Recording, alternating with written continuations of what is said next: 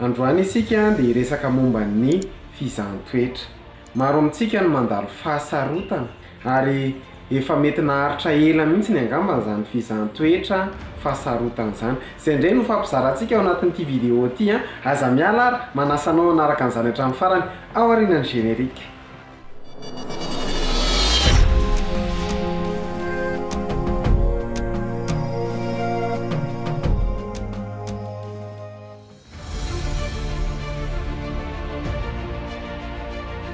Faly miarabantsika rehetra tompoko an tonga soa anatin'ity vidéo ity dia mankasitraka antsika rehetra tompoko izay manaraka hatrany ny pejy hoy ten'Andriamanitra atao amin'ny Romanina 7:5-20 amin'ny anaran'i Jesosy manao hoe ary fantatsika fa ny zavatra rehetra dia miara-miasa asoa izay tian'Andriamanitra. Mety efa hainao foana angamba an'izany tenin'Andriamanitra izany io fehizanteny io fa tena marina loatra io tenin'Andriamanitra io fa minoa ao aorian'ny orana tsy maintsy tonga ny andro tsara. Mety maro amintsika no mandalo tany hevitra amin'izao fotoana izao maina, karakaina, tena tsisy sarangotana. Fa Andriamanitra tsy hamelanao mandrakizay any tany hevitra izany.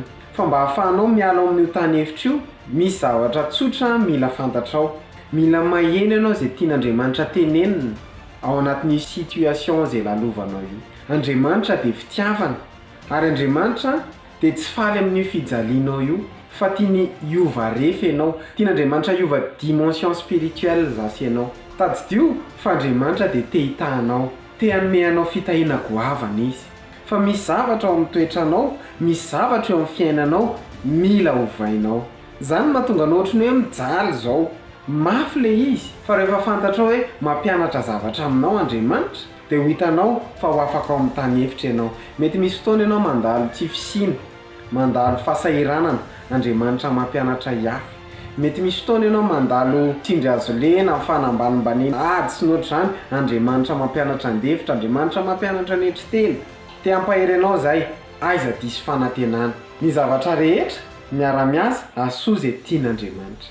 Zanany ianao, tiany ianao amin'ny fitiavana tsy misy fepetra hoy ny Baiboly, fitiavana mandrakizay ny tiavako anao. Ka te hankahery anao izay mandalo ady, mandalo fitsapana sy fizahan-toetra amin'izao fotoana izao tsy maharitra io fa hangalao tsiro ny faraparany ary isaoran'Andriamanitra ny zavatra rehetra ary mianara amin'ny zavatra lalovanao aiza mametsiny an'Andriamanitra fa misy fotoana ny zavatra rehetra.